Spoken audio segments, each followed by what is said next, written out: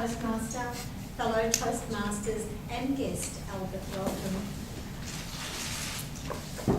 I need to ask a little favour just before I begin, and that is, if I drop dead Fred before I finish this presentation, would you please make sure that I'm cremated and that my organs are donated?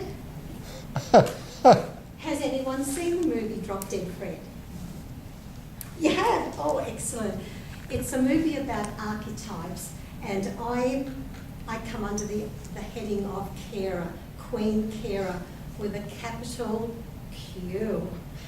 Okay, on the 1st of June 1994, my whole world changed. It literally turned upside down. It crashed.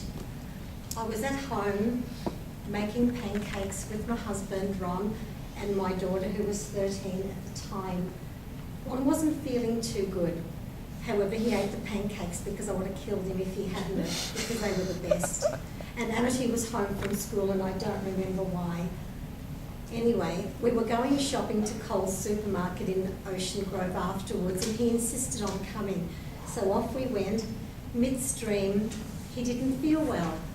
So he said, I think I'll go and sit in the car. And I said, I'll come with you.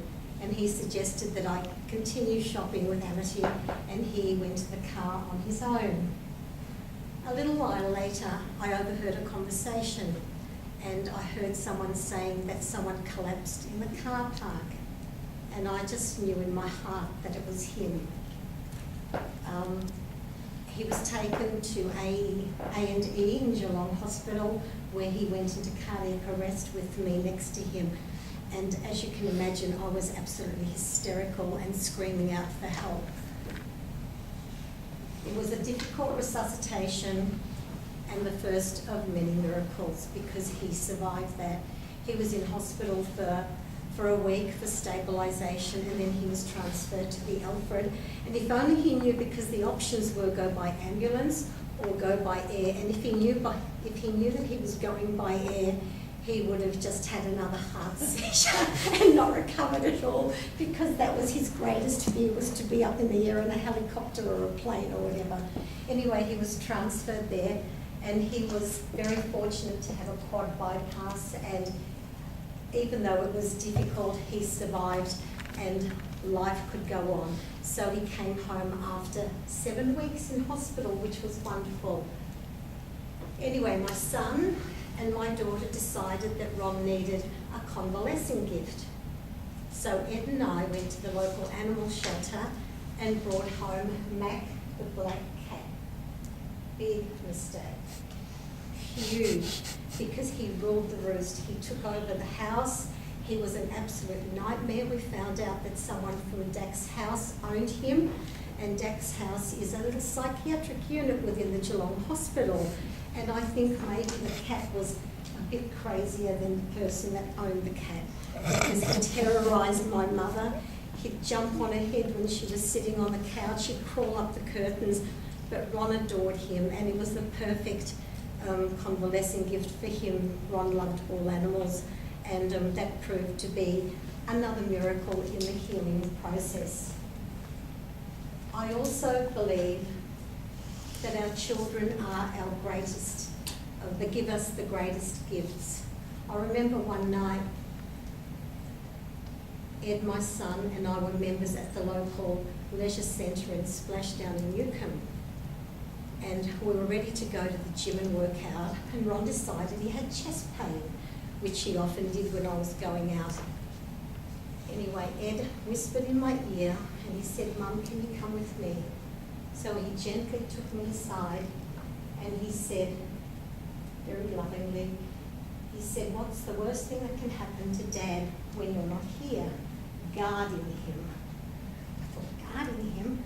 And I said, well, he could die. And he said, exactly. And he said, if Dad's going to die, that's going to happen whether you're here or not. So you need to look after yourself.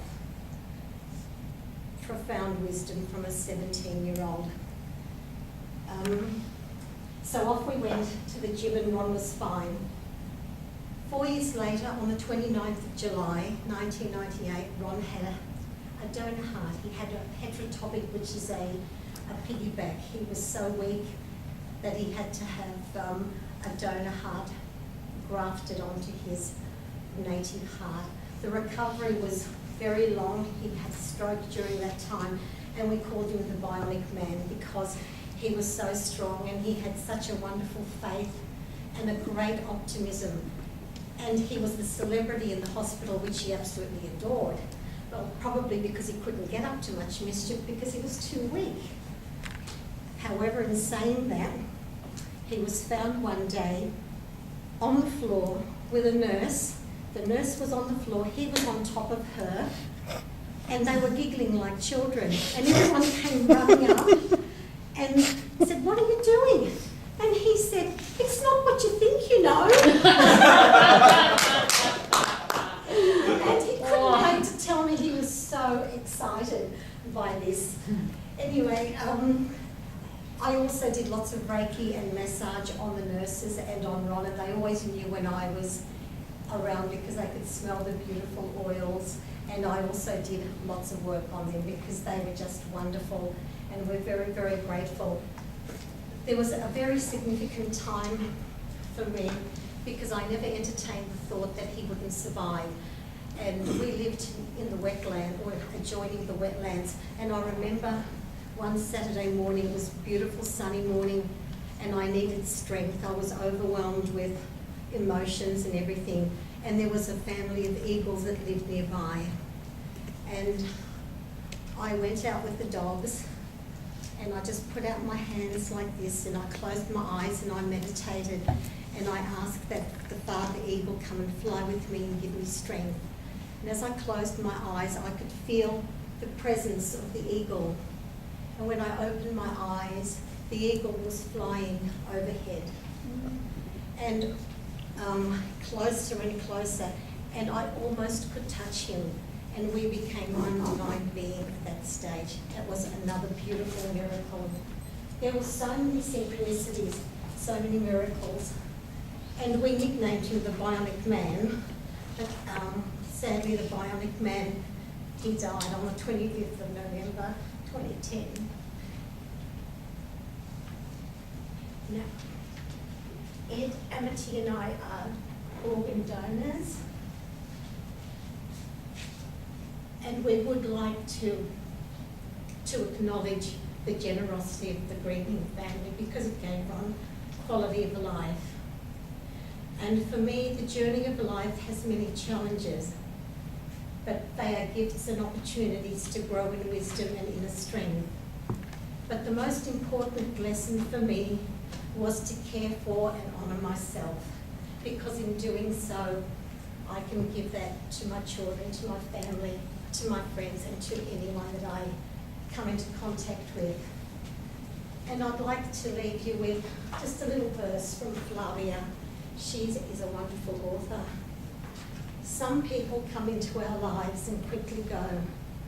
Some stay a while, leave footprints on our hearts, and we're never, ever the same. Thank you.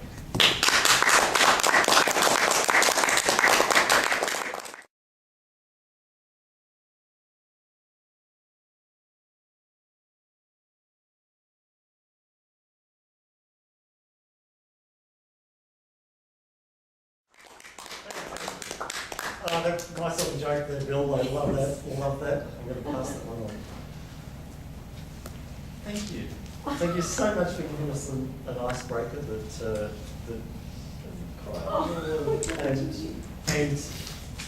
engaged the audience so well. I was just so impressed by many things, and so in this evaluation, I'd like to tell you about through the strengths and then just a couple of areas where you can take it even further. But it was a fantastic speech. Thank you. Firstly, the way you came out here, all organised with the book and your notes. Not that you needed your notes, I noticed, but it's great to see you so well organised. And sort of relating to that, I think, was how the speech was organised also. because you started with something that grabbed our attention, especially for me, dropped at 3, and mentioned organ donation, cremation, and then went off on another tangent. I thought, what was that about? And then you linked it back towards the end. So really a lot of structure there. And in between, so many good stories about your life and your experience and your connection during that difficult and also amazing period of your life. You're a real storyteller, and I expect to hear some fantastic stories as you progress through the CC. As you were moving around, I could see just this lovely sort of balanced posture. A lot of people might slouch or stand like that as I do, but lovely balanced posture as you were walking around, and really balanced gestures as you were doing that. I thought that was lovely. When you were out here though, and you were talking, say, to Sam, which I think was great that you were turning around and making an effort to include, that meant that you had your back to other people. So a suggestion would be to actually hold back a bit. Don't take up all that space, or maybe if you're doing it, do it for a purpose and then come back, rather than spending so much time sort of in the centre. The other thing I think I do sort of need to comment on is that you actually did go quite a bit over time, and you'll find out the exact time later.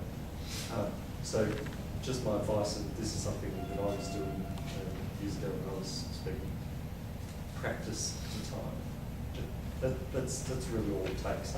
And although you've got really great material, cut it back until the core message is still there. But you can keep to time, because keeping to time is one of the skills we all try to learn in Toastmasters. The other thing I'd like to point out, which I really enjoyed, was the humour throughout the speech, especially that image you left us with of on the floor with the nurse. It's not what you think. And everyone laughed. That was a lovely moment. And I expect to see more of that in the future speeches. Thank you so much. Really, really good icebreaker. Really appreciate it. Thank you.